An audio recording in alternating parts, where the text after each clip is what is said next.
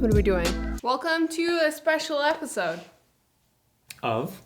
This is the first time we're shooting a full tutorial in the new studio, which is not really done yet, but we're still utilizing the space anyway because I feel like making a lighting tutorial. What are we talking about today? Lighting. Yes, today we're talking about lighting. We're gonna show you guys 3 ways you can use one light to shoot like a talking head, or this also works for like a portrait if you're shooting portrait, or shooting a tutorial or a one-person setup. Yeah, because I feel like a lot of people buy one light because they're expensive. And one softbox. And one softbox. One modifier. One modifier, yes. And it's usually this big, giant, Jesus ass softbox. Ass softbox, thank you. So, but it's very versatile. One light can be very versatile, especially if you toss in a little reflector, which is like not expensive really. But even if you don't have a reflector, you can still use like a piece of poster board or something that's white and reflecty. Yeah, you could use a shiny dress. I mean, I'm sure you could cover I don't have any dresses. a piece of cardboard and tin foil. It doesn't matter what it looks like behind the camera, as long as it looks nice, lighting on the person. Speaking of which, I think this is blown out. Stone Cold Stunner! Why do you smell so good? Because I just showered. That's nice. Sick mustache, all right? We're gonna really see that today when we start shooting these photos. So everything that we're using, we'll link in the description box, but just keep in mind, it's one light, one softbox, one reflector. We're gonna show you this for photo and for video because literally, when you know how to light photos, you can light videos the exact same way, unless you're using flash for your photography, and then it's a little different. Light placement's still the same though. Yes. Also, I'm really close to this light now. My face is probably really blown out. Yeah, well, your mustache can kind of counteract for the exposure. My mustache is absorbing all of the photons. Let's go. Oh yeah, baby. How's that look? Looks great. Does it make my unfavorable mustache face look good? Yeah, you look favorable. So we've got this light, newer softbox shooting down on Chris. And then we have this reflector placed right here in his lap. This setup is gonna be a headshot. So we're not really concerned what's going down around his waistline. I'm gonna put this camera on a tripod and we're gonna look at it in the front. Okay, 51.4, full frame camera.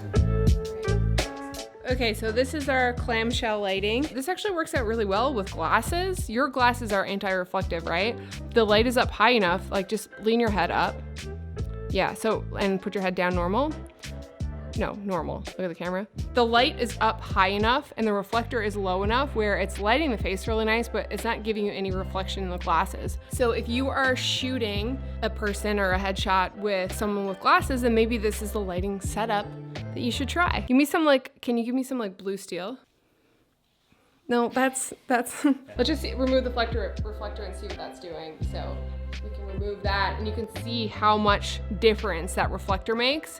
Actually, it's so much more dramatic. So if you want a more dramatic light, then this is it. And if you want a more flattering light, then we can just bring that reflector back in and that's what it looks like. Glamour.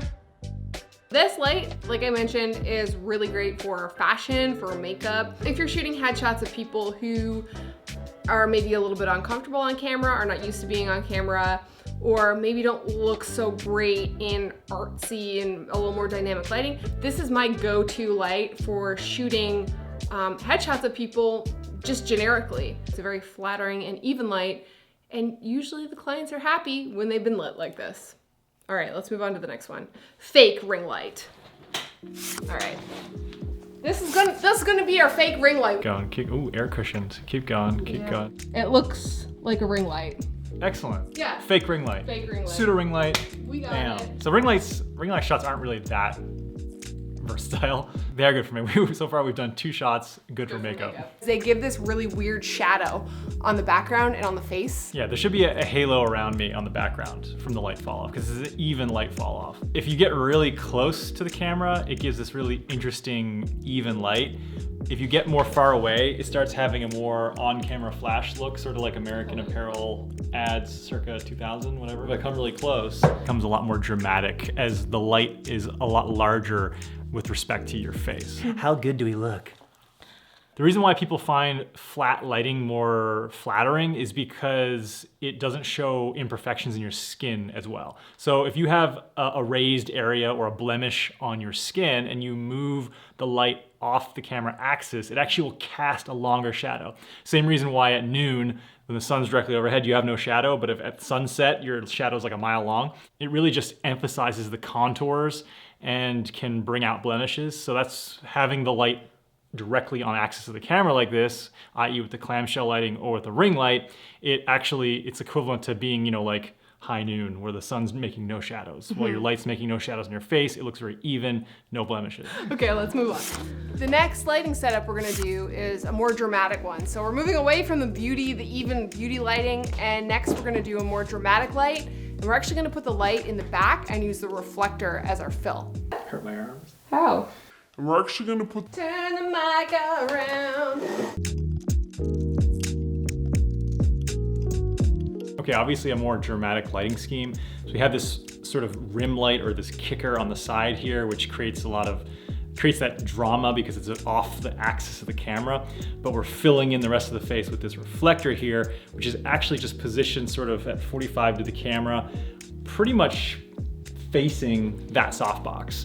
And that's just reflecting this light, filling in the rest of my face here, so it's not too dramatic, but if you get rid of the reflector,